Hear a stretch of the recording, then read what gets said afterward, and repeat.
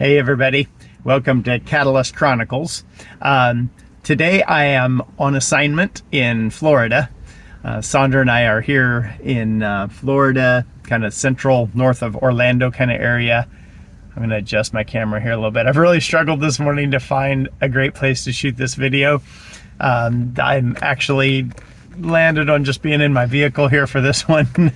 It's a little windy outside, and so I thought the audio was going to be pretty poor if I was out in the wind. I also was looking for a location here in Florida where I could highlight something that maybe wasn't the prettiest, and that's just a little tricky to do. We're not in the nicest town by any means, and there's definitely areas that I could highlight that are maybe not as nice as what I'm used to maybe. But my point in sharing all that with you is today I want to tell you a story that has to do with I want to use the word privilege, but I don't want it to be negative. So really it's more about the blessing in which we all live and the joy of that. And so, for many years we've done missions work, and I'm telling you these stories on the mission field. And most of those stories come from third world countries. Not all of them, but a big portion come from third world countries where people truly live in lack, live in need, live without the blessing, that you and I tend to enjoy and appreciate. Hopefully we appreciate it, right? And, I want to tell you a story about a church that we went to many years ago. And it was an amazing experience because we traveled in this third world country. We traveled back into what, for a Colorado boy anyway, felt like a jungle area. And obviously lots of trees, very lush vegetation. You didn't have to stop at the side of the road and search too far to find wildlife and hear wildlife that would have been unfamiliar to me, such as monkeys and iguanas and even parrots in the wild in these areas of the world. Just amazing, And yet we're traveling on very primitive roads. To say they were gravel roads would be generous. Oftentimes they were more just a dirt road and bumpy and dusty. And if it was raining, which it often does in many of the countries where we've worked, in this case, we were in Central America, so it could easily be really wet and therefore very muddy. So it was tricky a lot of times, to get back to these places, to these churches. And in this case, we were traveling back to a church in this remote area, in this village that was in a third world jungle setting. And I love sharing this with you because it's so different than what most of us know. To go back into these places where when you arrive, the people are they're thrilled to see you, children and adults alike. And they come flocking to the vehicle. They're just so glad that their guests have arrived.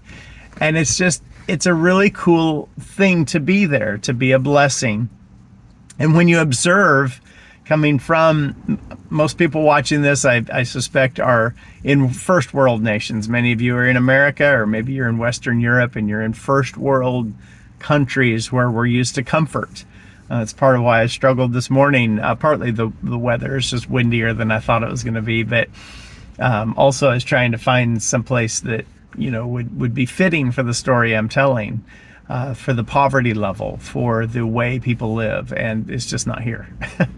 So that's pretty remarkable, and that's something to celebrate. But as we get back on these dirty, dusty roads, and we arrive at this church, it's a very modest little building. And the people are thrilled we're there. And, we were prepared. The missionary that we were serving, of course, knew these people, had been there before. And one of the first things we did is we set up. We had brought equipment along with us to set up and serve a meal. And mostly we were serving that meal to children, but there were adults too, that participated. And you got to understand, if you've never been in one of these third world environments, there's oftentimes the daily endeavor of finding food. finding food for the family, finding food for the kids. That's a big deal for those of us. I mean, stop and connect with that for a minute. We don't even think about it. Food is readily available and we have the resources. And please understand, I get it. I get things are tight at times. I'm not saying that we don't have our struggles in these first world countries, but think about a day when literally your task for the day is to find food for yourself and your children. That's really the big task of the day. And you could do that by earning some money somewhere, which is not easy to do, and or just scavenging for food back in the jungle or wherever it might be. So when we show up with food, there's going to be a crowd, and can you blame them? Somebody's coming and they have food for us, and that's a blessing and a gift. It makes the day a little bit lighter, a little bit easier. And it's humbling. It's humbling for those of us going to do it. It's a blessing and an honor to be there and be that blessing. But yet, I'm not going to be here tomorrow with another meal. And their daily reality is, how do I find this food and basic shelter and so forth? And yet you show up and they're happy. They're delighted that you're there. They're excited to interact with these new guests. And it's so refreshing and such a joy. Many of these people live in homes that have dirt floors. That's something we can't even connect with. Most of us, if we're, I grew up in a farming family, and we were farmers, not ranchers, but we would, have animals now and again and so forth. And, it's gosh, I even hate to say this, but a lot of our animals were sheltered in nicer environments than what a lot of these people live in routinely. Our animals might have had concrete floors and, things that just made it nicer for them, and a lot of these people live in homes with dirt floors. Their bathroom is an outhouse out back, and that's if things are good. It might be just out in the jungle, and so we show up with a meal.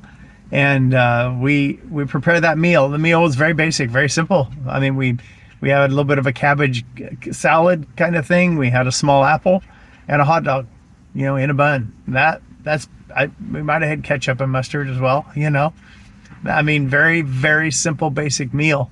And yet they were thrilled to have it. They were thrilled to have it. And it's a joy to be there. And I wanted to kind of share some of this with you because I hope that maybe today, as you listen to this Catalyst Chronicle, that you'll connect with the reality that you are very blessed and enjoy those blessings. Don't feel guilty about them. Don't play any of that kind of game. Enjoy them. Respect the privilege that you have, and respect it and enjoy it and make the most of it.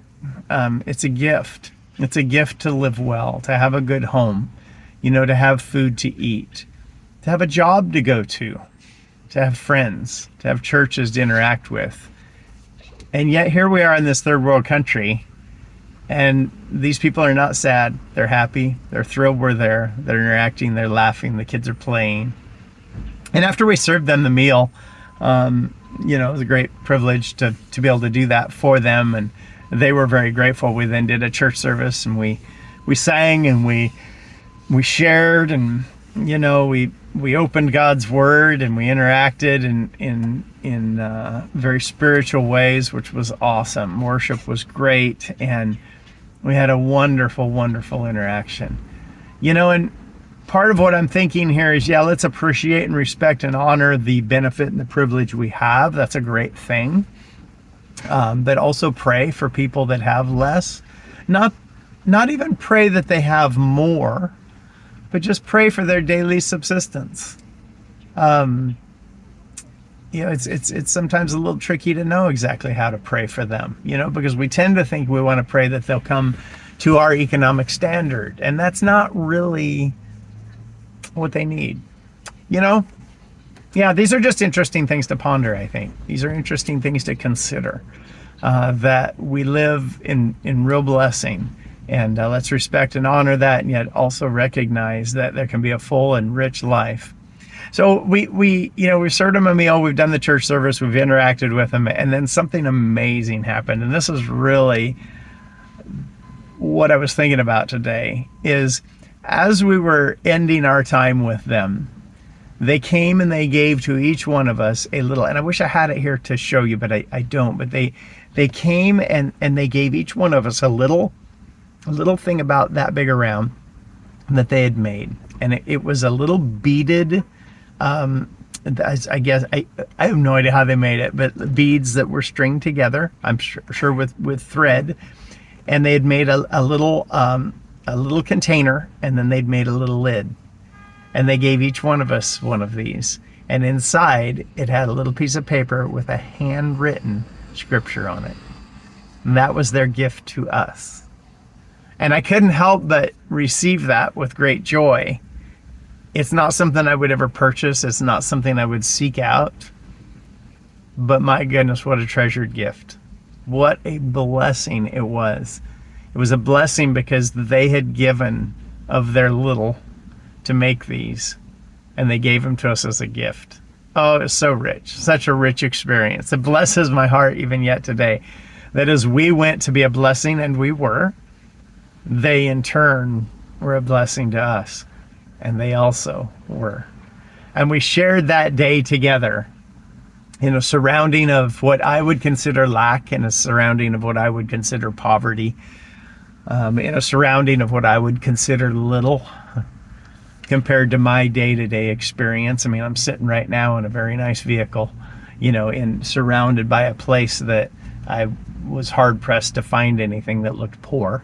I mean, I could have found something that wouldn't have looked real great, but what's around me is beautiful, and it's a blessing, and it's a gift. But those people also were happy and fulfilled and had the joy of the Lord in their hearts, and we shared a beautiful, beautiful day together. So I hope me sharing that story is a bit of a blessing to you. I hope that stirs something in you, that it's a catalyst for appreciating what you have today. If today's been one of those harder days, I know we all have them.